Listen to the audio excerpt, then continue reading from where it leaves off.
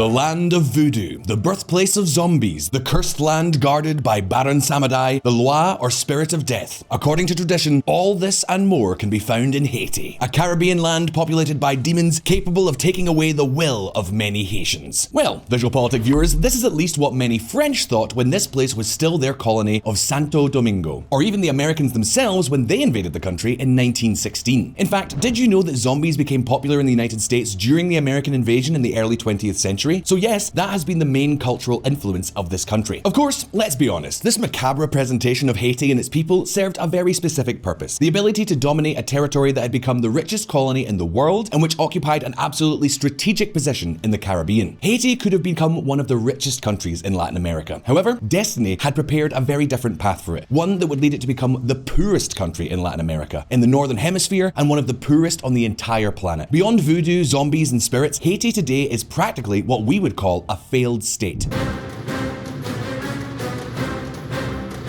Haiti has been in a spiral of political instability since its independence in 1804. In these almost 200 years, very few governments have remained stable. In fact, certainly the most stable period of the country was also the cruelest period. We are talking about the family dictatorship of François Duvalier, and after his death, that of his son Jean-Claude. Between them, they held power for almost 30 years and established one of the most extreme regimes of terror in history. But that will be the subject of another video. Don't forget to subscribe so you don't miss it. The fact is, of course, that all this instability was not fortuitous. After its independence, Haiti inherited a brewing social tension based on race, a situation that made violence become a national hallmark. Now, however, things are even worse. Violence has raged out of control and is rampant. Large parts of the country are in the hands of gangs, and famine lurks around the corner. That is why the interim president, Ariel Henry, is looking for a way to curb gang violence. To do so, he is looking to two of his neighbors, the United States and El Salvador. The question is, what exactly has caused Haiti's desolation? How precisely did the country end up in the hands of gangs and criminal groups? How does the Haitian government hope to mitigate the violence? What capacity does it even have to do so? Today, we're going to answer all of these questions, but first, let's look at some history.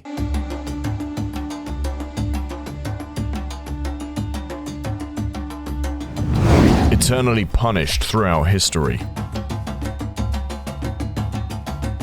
I don't think it will come as a surprise to anyone if I say that among the poorest countries in the world, we find places like Burundi, Somalia, or Sierra Leone. But what happens if we focus exclusively on the American continent? This is exactly what happens. Yes, many of you might think that Venezuela and its Bolivarian revolution made it the poorest country in the Americas. However, as you can see, Haiti is still ahead. You see, things got off to a bad start very early on. After its independence from France, the European power began a harsh blockade against its former colony and demanded the payment of 150 million francs. This, converted into dollars and adjusted for inflation, would amount to more than $700 million. Of course, that was not the worst of it, nor was the merely extractive occupation of resources that the United States carried out between 1916 and 1934.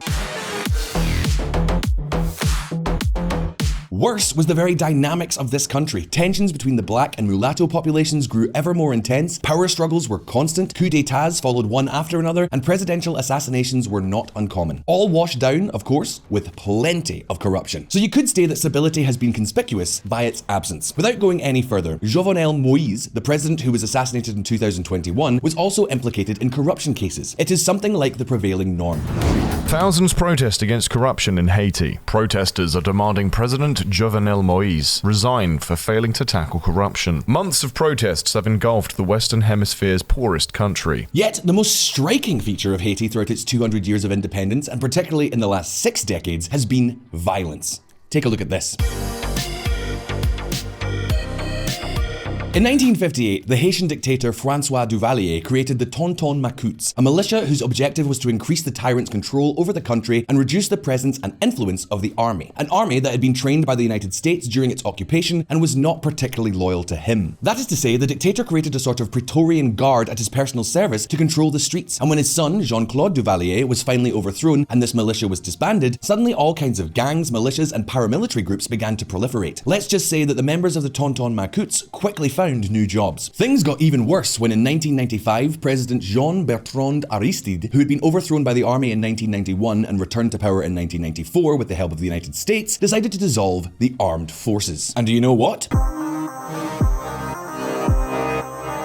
Like the former members of the Tonton Macoutes, many soldiers also sought new employment in the sector they knew best. That is, they joined gangs and guerrilla groups or created them directly. These were gangs that began to collaborate with the various political factions. In fact, President Aristide himself, the one who disbanded the army, had his own guerrillas, the Chimeras, who were in charge of attacking the opposition and silencing dissidents. And so it was until 2004 when he was overthrown again, this time by the gang known as the Cannibal Army, along with the paramilitary group Revolutionary Front for the Advancement and Progress of Haiti. And that, VisualPolitik viewers, is how Haiti came to resemble the board game Risk, but for gangs, paramilitaries, and criminal groups. They took turns imposing their own laws. And not surprisingly, between power struggles, social confrontations, corruption, and generalized violence, we cannot be surprised to find news stories like this one.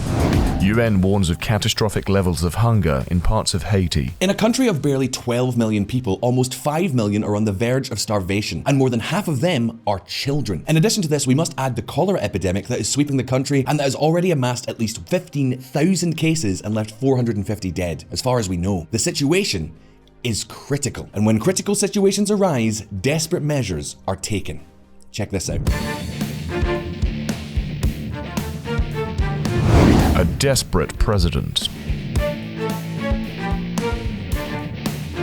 As I have already said, Haiti's extreme violence is not exactly new. However, what I have not yet told you is that since 2021, the levels of violence and criminality have reached levels not seen since the Duvalier dictatorship. And the question is, why? Well, basically, because of the assassination of Jovenel Moïse.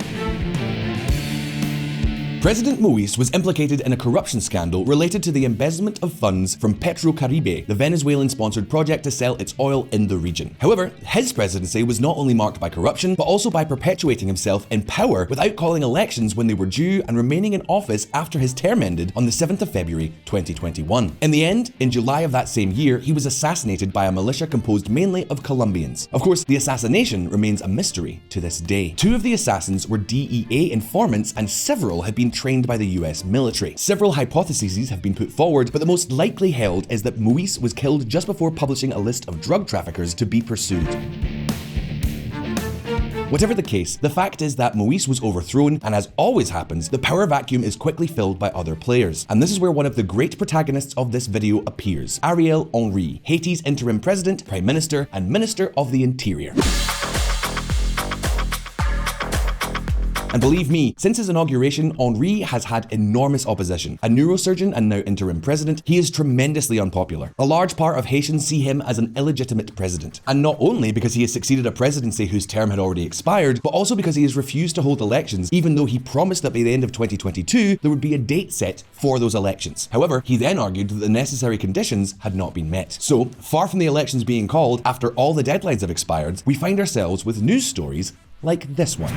Haiti left with no elected government officials as it spirals towards anarchy. Last 10 remaining senators leave office, with gangs controlling much of the capital, a malnutrition crisis, and a cholera outbreak. In other words, in addition to the fact that Henry has refused to leave the presidency, now there are no longer any deputies or senators because their terms have expired. To give you an idea, even the gangs are demanding elections. But since Henry has decided to turn a deaf ear, violence has skyrocketed even more. For example, in the 4 years between 2018 and 2022 alone, the number of homicides practically tripled to touch the barrier of 20 homicides per 100,000 inhabitants, making Haiti one of the most dangerous countries in the world. The gangs have taken to the streets to achieve what their political partners cannot at the ballot box: power over much of the country, and especially much of the capital, Port-au-Prince.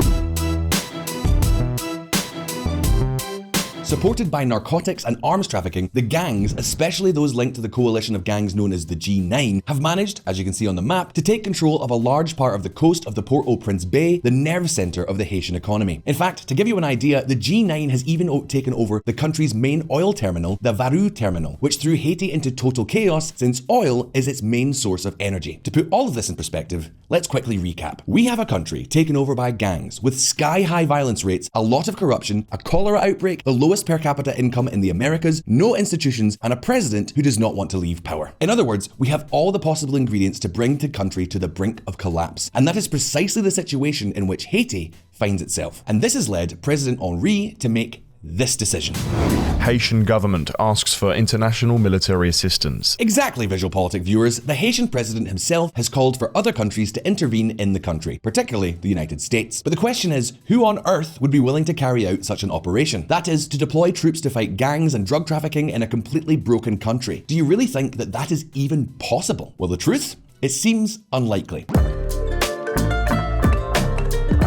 In fact, the United States does not want, under any circumstances, to have to send troops again, as it did in 1916 and 1994, achieving practically nothing except to put another authoritarian government in power that ended up making things even worse. So Washington ducked the issue and passed the buck to Canada. Trudeau quickly refused though. He said that Canada would not organize such an intervention unless there was a unanimity among all political actors in the country. As you can imagine, that is practically impossible. So the question is, what then? Maybe the UN? Well, that doesn't look likely either. In fact, it is only relatively recently that the UN ended its stabilization mission in Haiti. And apart from the fact that it is an obvious failure, to top it all off, the intervention of the Blue Helmets was fraught with controversy for having apparently provoked several rapes of Haitian women, covert murders, the introduction of cholera in the country, etc, etc, etc. It is almost certain that this time the UN will prefer to stay out of it. Therefore, what the United Nations has proposed is that this intervention be carried out by a country that I'm pretty sure many of you did not expect to see in this story. I'm talking about the United Mexican States, Mexico. And why Mexico? Basically because the country's experience in the fight against organized crime. And not only that, it would also alleviate the arrival of Haitian refugees on its own shores. Be that as it may, for the moment, this option is stalled. Something like, we have enough problems as it is, thank you very much. So then, is Haiti destined to be taken over by gangs? Will the country end up exploding? Well, for the moment, what we know is that the president has taken notice of another security strategy. A strategy that has been making headlines in the international press. I'm certain many of you already have an idea. So let's take a look.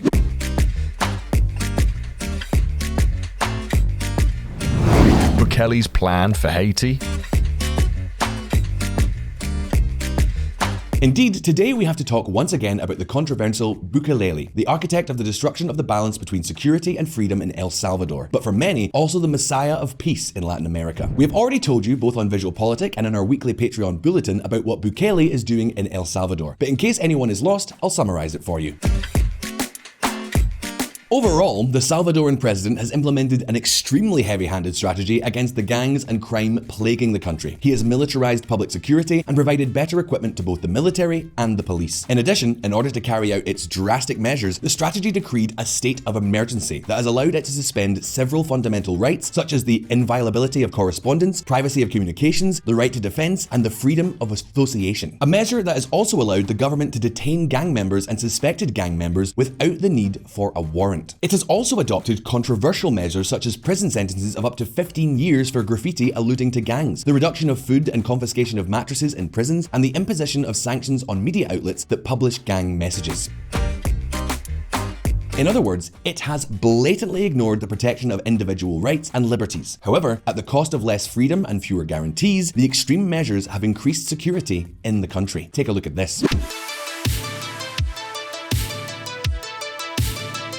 As you can see, the annual homicide figure in El Salvador has been falling since 2016, but it is undeniable that Bukele has achieved radically lower numbers, even though that has come at the cost of such significant issues as legal security, the presumption of innocence, and due process. And then it remains to be seen what will happen with the big drug traffickers. But it is clear that all of these things in places like Haiti don't seem to matter much because they don't really exist right now. Therefore, it is not surprising that Bukele's strategy has been considered a success, and now the government is considering trying to replicate it in the island nation. Haiti to mobilize armed forces against gangs. Now, do you think Ariel Henry would be able to do the same as Bukele in El Salvador? Of course, in the country right now, there are hardly any freedoms or rights to lose. The gangs are constantly exercising their violence through rape, looting, murder, kidnapping, extortion, and the like. On that front, the proposed extreme measures do not seem that much of a problem. But what about Haiti's real capacities? That is, once it has re-established its army, its police, and its penitentiary capacity. Well, VisualPolitik viewers, the truth is that the data in hand, it seems unlikely that the Haitian government is going to be able to pull off a Bukele. As you can see, Haiti, a country with almost twice the population of El Salvador, has less than half the number of police officers, a miniature army, and very little prison capacity, especially after the construction of the mega prison in El Salvador, which will be able to hold up to 40,000 additional prisoners. The curious thing about all this, by the way, is that between 2019 and 2021, Haiti received about $2.5 billion in international aid, which, as you can see, has not been put to good use. Keep in mind that Haiti is, according to Transparency International, one of the 10 most corrupt countries on the entire planet, so there doesn't seem to be much hope there either. In other words, Haiti's future does not look good. Surely now you understand better why this is the poorest country in the Americas. The question is, do you think that it would be worthwhile for the United States to try and stabilize Haiti again? How can corruption be fought in Haiti? Will Ariel Henry succeed in finding the key to end the gangs? What is the best formula for fighting violence? And another question, what was your image of Haiti before this video? And finally, how annoyed will my French teacher be with my pronunciations? Leave us your impressions in the comments and let's open a respectful debate. As always, don't forget that here on VisualPolitik, we release new videos every week. So subscribe to this channel and hit the little bell button down there so you don't miss any of our updates. If you like this video, like it, so we know. All the best, I hope you enjoyed the video, and I'll see you next time.